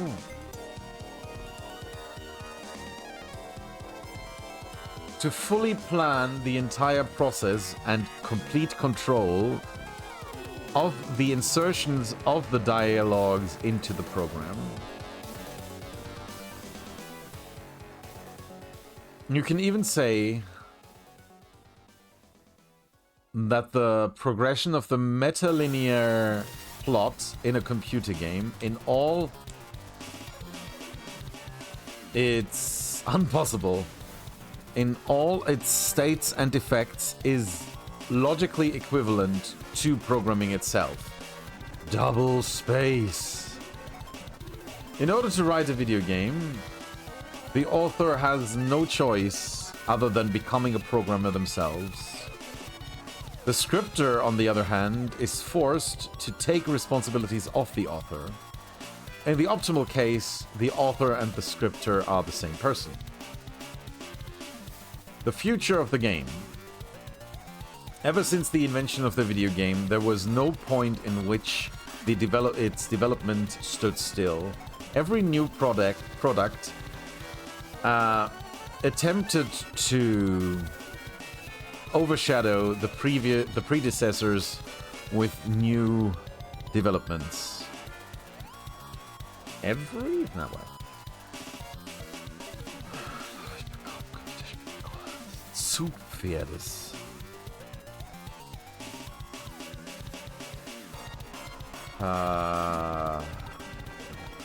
What do you call the horse in a horse-drawn carriage?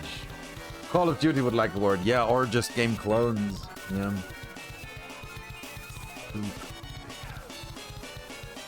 Cart horse. Draw card. Dray horse. Coach horse. Draft horse. Crowd puller. Oh, that's figuratively. Okay.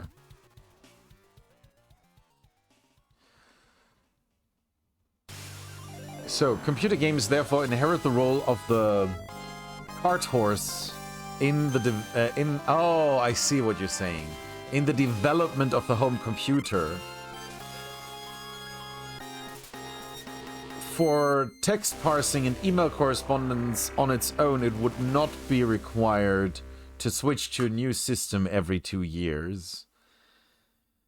It's the high requirements of computer games to hardware that are driving the technological evolution. I would say driving part of the technological evolution, but fair enough. Henceforth, as long as it is possible for computers to increase in their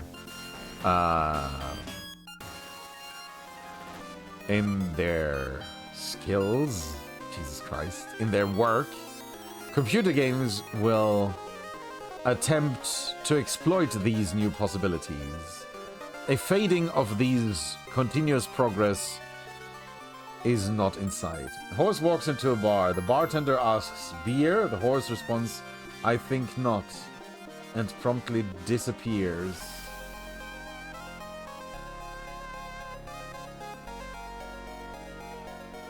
What? A horse walks into a bar. The bartender asks, "Beer?" The horse responds, "I think not," and promptly disappears.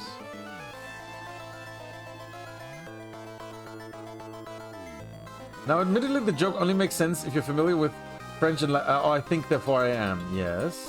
Descartes, the thing, the horse. Oh, I think not, and disappears. Oh, wow. Okay. Yeah, okay. Oh, putting the cart before the horse. I've even heard that joke. I've heard that joke. My God. Ah, yeah. Well done. A joke in 3 acts. Good job, Ashes. Ah. Do I still have... It's one of your favorites. Is that still a thing? Aw, Elmo's gone. Oh, there he is.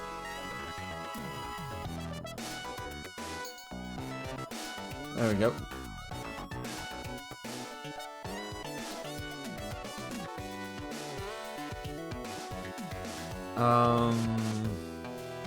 Right.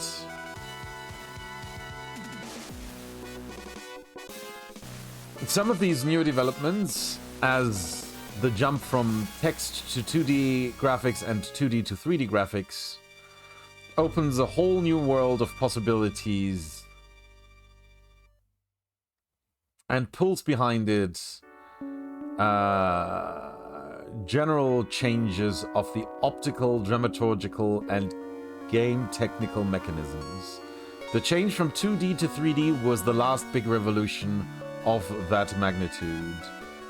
The current redesign is the development towards the MMO. Is it? All right.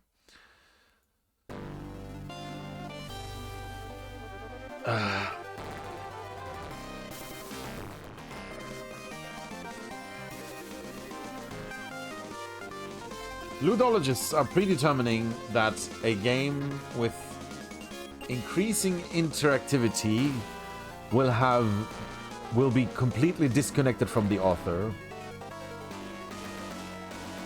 The massive exodus of gaming companies away from adventure games and the series of layoffs, or rather quittings of known game authors seem to give them rights. It is also possible, however, that the next revolution in the in the development of video games is to be awaited before making too hasty, jumping to conclusions. I think this was just before the retro boom started, and I think that retro boom brought a lot of it back. But he didn't know that at this time.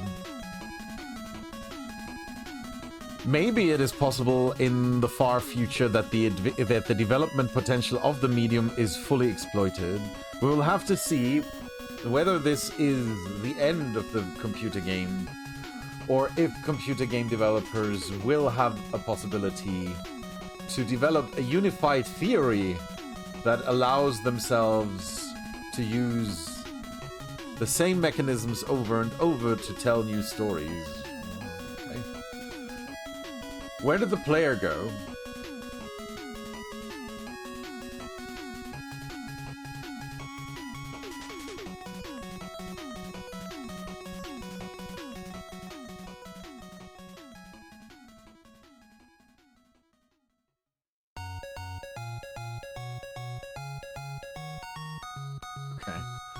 Gosh, okay, I think I'm just getting tired, but that's a rough sentence. Okay. It can be seen that the conception of a narrative video game confronts the authors with the challenge as contradictory as the difference between the standpoints of the narrativists and the ludologists.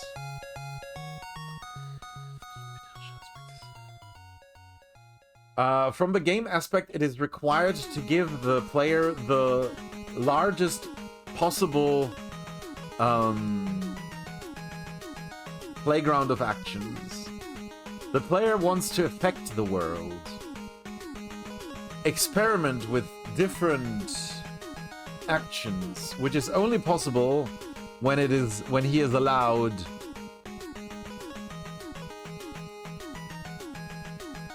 to leave the predetermined path. But it is required for the plot of the game to limit those possibilities. Only when the author of the game has a predetermined vision for every single play situation, in what stadium of the game the protagonist currently is, only then it is possible to apply dramaturgical pressure on them, generate tension, or give hints for the next play scene.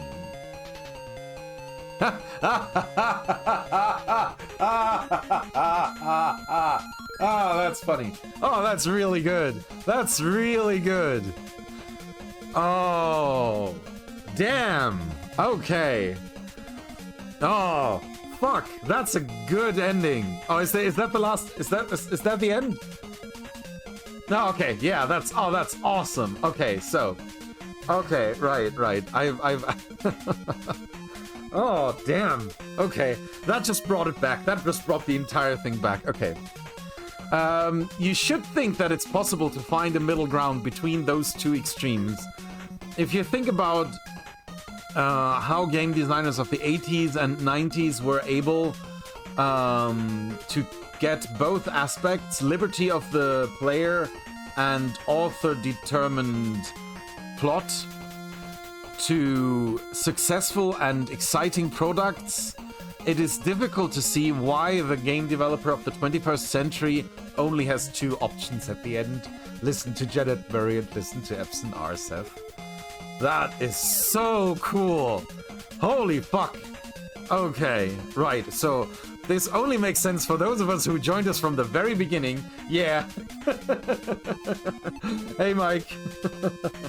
That is really good. And that's the end of the thesis. What a banger to end on. Right, so he, of course, here draws the impossibility... Recap time. Yeah. Okay, so... He ends his thesis with the impossibility of choosing between two very contradictory statements of narrative. One proposed by Janet Murray and one proposed by Epson Arseth, or their individual camps of ludology and narrativism, whatever it's called, right? And in that is the same exact way in which... Hang on. Gosh. Is it here? Where is it? Oh no.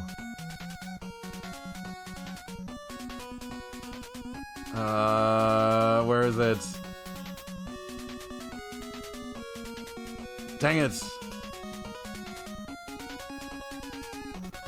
He ends the script in the same way the game ends, right? Because at the end of the game, you have to make an impossible decision between two options that were just so shockingly far apart and make you realize all of the things that have happened. And here it's the same thing, that he ends with an impossible choice, and he's saying, well, I don't have to make that choice, but the player has to.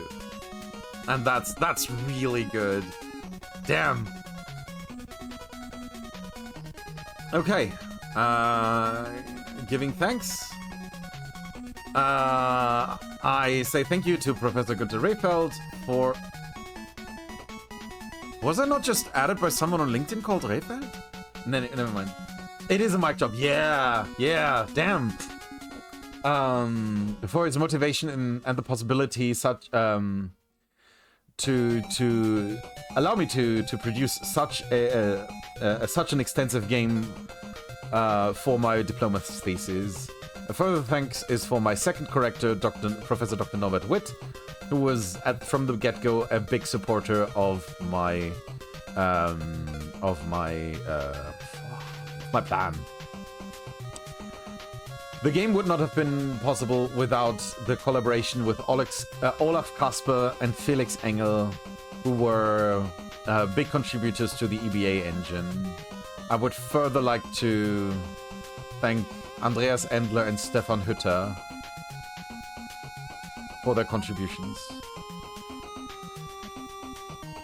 Further thanks go to René Anhaus, who surely lost a couple of weeks of sleep with helping with scripting. Him and Erkan Yilmaz were also supportive in the development of the story. In the same vein, I would like to thank Anne Beutel and Daniela Pusch.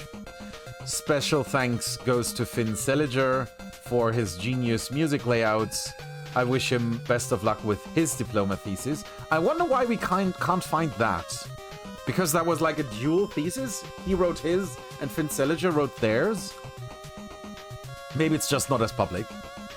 I hope very much...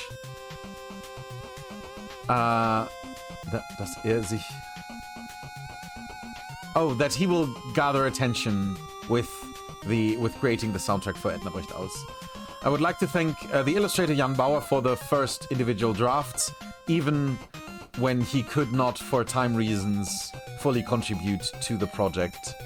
And thank you for Christoph Bertram for his selfless contributions to the demo. Further thanks to my parents and my siblings, who also supported me tremendously. Finally, I'd like to thank my girlfriend Christina Lange, who saved me through the final months. And without whom I would have probably become a case for Dr. Marcel's asylum myself. Alright, we have already seen the sources and the internet sources. We have seen the computer and video games, the room plans. That's pretty cool. And that's it. All right. I'm going to put a marker in chat here. Okay, end of reading. Right. Damn. This was very interesting.